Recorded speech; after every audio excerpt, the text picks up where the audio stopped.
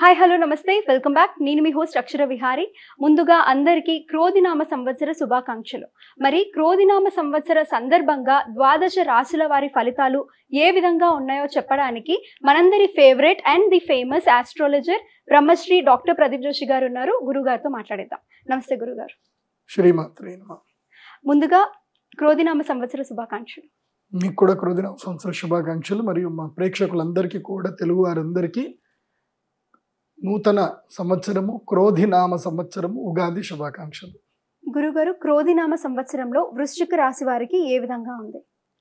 వృశ్చిక రాశి వారికి క్రోధినామ సంవత్సరము 2024, 2025 వీరికి ఆదాయం ఎంత అంటే 8, వ్యయము 14. అంటే ఎంత సంపాదిస్తారో అంత ఖర్చు పెట్టు, ఇంకా ఎక్కువగా ఖర్చు పెడతారు. సో మిగులు ఉండదు. కానీ ఇది ఒక విధంగా మంచిదే. ఎందుకోసం అంటే ఈ సంవత్సరం సంపాదన బాగా ఉంది కాబట్టి మంచి మంచి పెట్టుబడులు పెడతారు. ఇల్లు కట్టుకునేటువంటి వాళ్ళకు గృహయోగం ఉంది. ఎవరైనా వృశ్చిక రాశి వారు ఇల్లు కట్టుకోవాలనుకుంటే ఈ సంవత్సరము మీరు ప్రారంభం చేయండి, భూమి పూజ చేయండి. హస్తా నక్షత్రం రోజున భూమి పూజ చేయండి. హస్త, రోహిణి, శ్రవణ నక్షత్రంలో చూసుకొని భూమి పూజ చేయండి.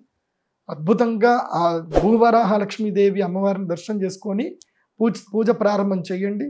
అద్భుతం జరుగుతుంది. ఆ యొక్క కలియుగ వెంకటేశ్వర స్వామి వారి దర్శనం చేసుకోండి వృశ్చిక రాశి వారు. ముఖ్యంగా ఈ సంవత్సరము వృశ్చిక రాశి వారికి గృహయోగ సిద్ధి ఉంది. అంటే ఇల్లు కట్టుకోవచ్చు, పెళ్ళిళ్ళు కూడా అవుతాయి. మీకు ఈ సంవత్సరము 7వ స్థానంలో గురువు మే 1వ తారీఖు తర్వాత ప్రవేశించబోతున్నాడు. మే 1 వరకు సైలెంట్గా ఉండాలి. తిన్నామా, పడుకున్నామా, తెల్లారిందా, ఎవరేదన్నా సరే అని అవ్వాలంతే. ఎవరేదైనా అడిగినా ఓకే చూద్దాం చేద్దాం అనండి తప్ప ప్రామిసులు చేయకండి. మే 1 వరకు. మే 1వ తారీఖు తర్వాత, మే 10 తర్వాత మీ జీవితాలు మారబోతున్నాయి. సో 7వ గురువు మీకు అదృష్ట యోగాన్ని ఇవ్వబోతున్నాడు. మంచి పార్ట్నర్ని ఇస్తాడు, మంచి గైడ్లైన్స్ ఇస్తాడు, మంచి గురువుని, మంచి మార్గనిర్దేశకులు మీకు పరిచయం అవుతారు. దూర ప్రయాణాలు చేస్తారు, విదేశీ కలిసి వస్తుంది, ఆకర్షణ యోగ సిద్ధి కలుగుతుంది, ధనప్రాప్తి ఉంది, గృహయోగం ఉంది, అన్నీ బాగున్నాయి. అయితే శనిగ్రహం మాత్రం మీకు వృశ్చికము, ధనస్సు, మకరము, కుంభం 4వ స్థానంలో ఉన్నాడు. సో 4వ స్థానంలో శని ఉంటే ఏమవుతుంది అంటే అర్ధాష్టమ శని, మాతృగండం. మీ అమ్మగారికి కొంచెం హెల్త్ క్రైసిస్లు వస్తాయి. మీ అమ్మగారి హెల్త్ పట్ల అప్రమత్తంగా ఉండండి. రోజు అమ్మ బాగున్నావా, అమ్మ తిన్నావా అని అమ్మని పలకరించండి. సో మీ అమ్మగారికి ఏం కావాలో తెలుసుకోండి. మీ అమ్మని ప్రేమగా పలకరించండి. సో మాతృప్రేమతో కూడా అదృష్టం వరించే అవకాశాలు ఉంటాయి. కాబట్టి వృశ్చిక రాశి వారికి మాతృగండం ఉంది కాబట్టి మీ అమ్మగారి గురించి చాలా జాగ్రత్త వహించండి. అలాగే కుటుంబంలో చిన్న చిన్న కలహాలు జరుగుతాయి. అన్నదమ్ముల మధ్యన, దాయాదుల మధ్యన ఇవేంటి మార్చుకోవడము, ఆస్తి తగాదాలు ఎక్కువ అవ్వడము. సో ఇవి జరుగుతాయి, డిస్ప్యూట్లు అవుతాయి. కోర్టు వరకు వెళ్లకుండా అక్కడిదక్కడనే క్లియర్ చేసుకోండి. ఎందుకోసమంటే మీకు అదృష్ట యోగం ఉన్నప్పుడు ఇలాంటివి జరుగుతాయి, మంచిదే.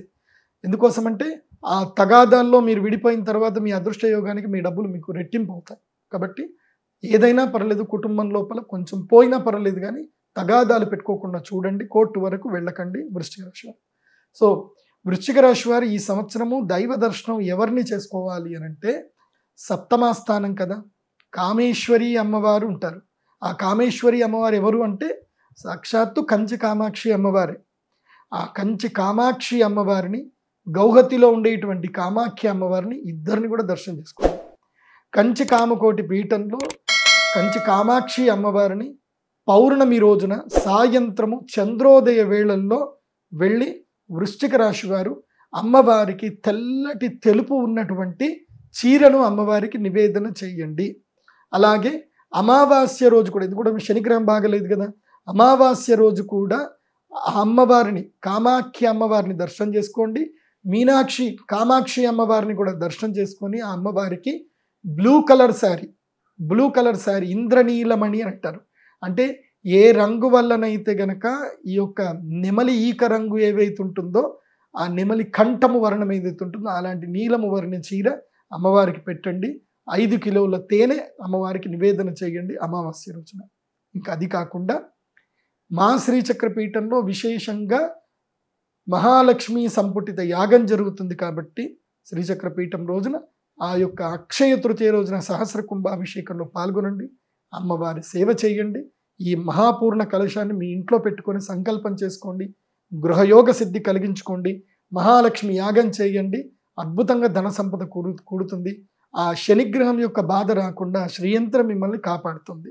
కాబట్టి తప్పకుండా శ్రీ మహాలక్ష్మి యాగము మే 10వ తారీఖు రోజున చేయించుకోండి. సర్వే జన సుఖినో భవంతు. శ్రీమాత్రే నమః. గురుగారు, కొంతమందికి వాళ్ళ జన్మ నక్షత్రం అనేది తెలీదు. అండ్ మీరు ఇప్పుడు వరకు చెప్పింది కూడా ఇండివిజువల్గా లైక్ జనరల్ ప్రెడిక్షన్ అది చెప్పారు.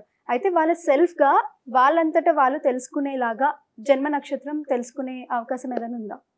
ఎస్, ఇప్పుడు నా వెబ్సైట్లో pradeepjoshi.com వెబ్సైట్కి విజిట్ అవుతే అక్కడ హోరోస్కోప్ పీడిఎఫ్ అని ఒక పేజ్ ఉంటుంది.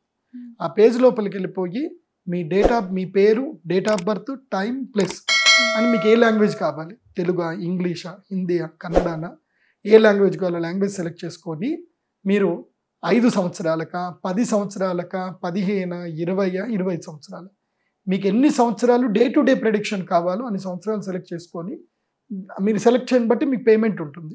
ఆ పేమెంట్ చేసి మీ ఈమెయిల్ ఐడి అక్కడ ఇచ్చినట్లయితే కనుక మీకు పీడిఎఫ్ రూపంలో మీ జాతకమే మీకు వస్తుంది. ఏ లాంగ్వేజ్ కావాలంటే ఆ లాంగ్వేజ్లో వస్తుంది. సో అక్కడ మొత్తం మీ జాతకము దాదాపు 500 పేజీలకు పైగా జాతకం వస్తుంది. మీకు yearly day to day prediction వస్తుంది. అంటే ఈ 2024 ఎలా ఉండబోతుంది, మే మంత్ ఎలా ఉంటుంది, జూన్ మంత్ ఎలా ఉంటుంది, జూలై మంత్ ఎలా ఉంటుంది, డే టు డే ప్రెడిక్షన్స్ మీకు ఈజీగా వస్తాయి. అవి అంచనాల ప్రకారంగా జనరల్గా మేము శోధన చేసి ప్రెడిక్షన్ పెట్టాము. అది మీకు బాగా ఉపయోగపడుతుంది. ఇప్పటికి చాలామంది తీసుకున్నారు, మీరు కూడా తీసుకోండి. అయితే దాంట్లోనే మీ జన్మ నక్షత్రం ఉంటుంది. అందులో ఫస్ట్ పేజ్లోనే మీ date of birth, time, place ఒకసారి చూసుకోండి. కరెక్ట్గా మేము పంపించామని చూసుకోండి. కరెక్ట్ ఉంటే అక్కడ పక్కనే మీ జన్మ నక్షత్రం ఉంటుంది. మీ నక్షత్రం ఏంటి, మీ నక్షత్ర పాదం ఏంటి, మీరు రాగి పాదమా, బంగారు పాదమా, వెండి పాదమా, దేవగణమా, రాక్షస గణమా, మీ వరుగు ఏమిటి, మీకు కలిసి వచ్చే నక్షత్రాలు ఏంటి, కలిసి వచ్చే వారాలు ఏంటి, కలిసి వచ్చే యోగాలు ఏంటి, తర్వాత మీకు కలిసిరాని తిథులు ఏంటి, కలిసిరాని నంబర్లు ఏంటి, అన్ని డీటెయిల్స్ వస్తాయి దీని లోపల. సో తర్వాత కొన్ని ఆస్ట్రాలజికల్ థింగ్స్ ఉంటాయి, మాకు తప్ప మీకు అర్థం అవ్వు, కానీ ప్రెడిక్షన్స్ ఉంటాయి. మీ జాతకంలో ఏమేమి యోగాలు ఉన్నాయి, మీకు ఏది చేస్తే కలిసి వస్తుంది, ఎలాంటి వృత్తిలోకి వెళ్తే బాగుంటుంది, అన్ని విషయాలు ఆ జాతక చక్రంలో ఉంటాయి. కాబట్టి ప్రెడిక్షన్స్ మీకు పీడిఎఫ్ రూపంలో వస్తాయి. సో చక్కగా డిజిటల్ రూపంలో చదువుకోండి, మీ యొక్క జీవితాలను మీరు మెరుగుపరచుకోండి. ఎందుకోసం అంటే every individual person is unique. నీ జాతకం నీదే. అందరి ప్రెడిక్షన్స్ ఇప్పుడు మేము చెప్తాం, రాశి ఫలాలు ఇవి కొంతమందికి వర్తిస్తాయి, కొంతమందికి రావు. కానీ నీ జాతకం మాత్రం నీకు పక్కా వర్తిస్తుంది. అది మీరు తీసుకోండి. అయితే చాలామంది నామనక్షత్రం ఫాలో అవ్వాలా, జన్మ నక్షత్రం ఫాలో అవ్వాలని డౌట్ ఉంటుంది.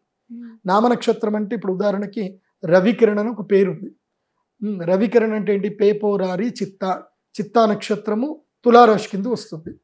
సో కానీ డేట్ ఆఫ్ బర్త్ కోసం కొడితే మాత్రము పెంటయ్య అని వస్తుంది. సో జన్మనామం వచ్చేసరికి కార్తీక్ అని జన్మనామం వచ్చింది అనుకోండి, అంటే వేవో కాకి మృగశిర నక్షత్రము, అది వచ్చేసి మిథున రాశికి వెళ్ళిపోతుంది. సో జన్మరాశి ఏమో జన్మ నక్షత్రమే మిథున రాశి, నామరాశి ఏమో తులారాశి. సో ఇప్పుడు ఏది తీసుకోవాలి అని అంటే జన్మ నక్షత్రము జన్మరాశి తీసుకోవాలి, నామనక్షత్రం ఎందుకు పనికిరాదు. కాబట్టి ఇది చక్కగా ఫాలో అవ్వండి, మా వెబ్సైట్ విజిట్ అవ్వండి. ఇప్పుడు మీరు అక్షయ తృతీయ రోజు కూడా మేము పూజ చేస్తున్నాం.